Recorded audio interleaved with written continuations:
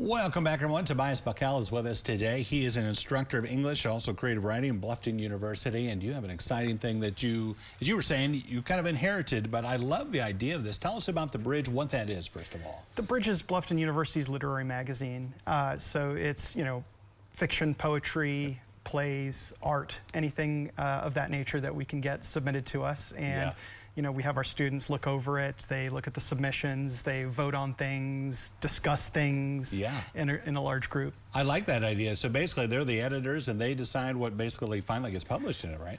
I'm there to consult with them and sort of be the ultimate decider in some ways, right, to represent the university. But I'm trying to get them to do as much as possible with the magazine as that they can do. So it's all their hard work, and I just get to be the figurehead here. Yeah, it comes out a couple times a year. Then how often do you come out? Twice a year, once each semester, once online, which they can go to right now, and once we're starting back up our paper edition. I think we had said in one of the teases that it was for local writers, but that's not necessarily the case, especially in today's age. If somebody submits from all over the world, can they technically do that? We have people submitting from all over the world. What we're looking for is the best writing between ages 14 and 24. So if you're 14 to 24, we want your submissions. We want to see what you're creating as far as art. We're really excited that we have this component of looking for younger voices, because normally that's not something people think they can be published as a younger writer.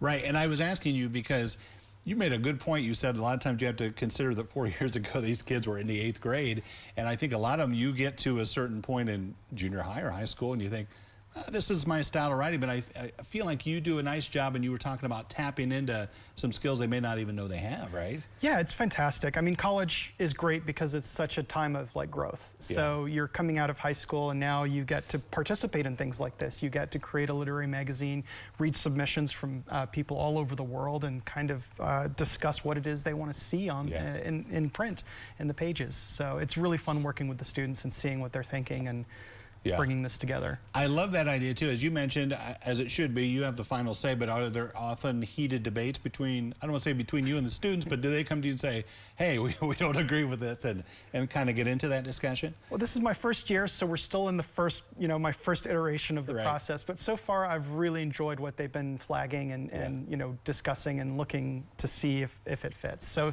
far it's been very constructive. It hasn't not been, sort of a contentious You're not butting heads yet. We're not butting heads yet. Well, tell us about the genres. Can people submit different poetry, different kinds of things in? Yeah, we're looking for poetry, we're looking for plays, we're looking for fiction, we're looking for nonfiction, and we're looking for art as well. So we have all kinds of different backgrounds for our students. We have people who are business majors who are helping run the magazine. We have graphic design majors who are helping design art or pick out the best of the art.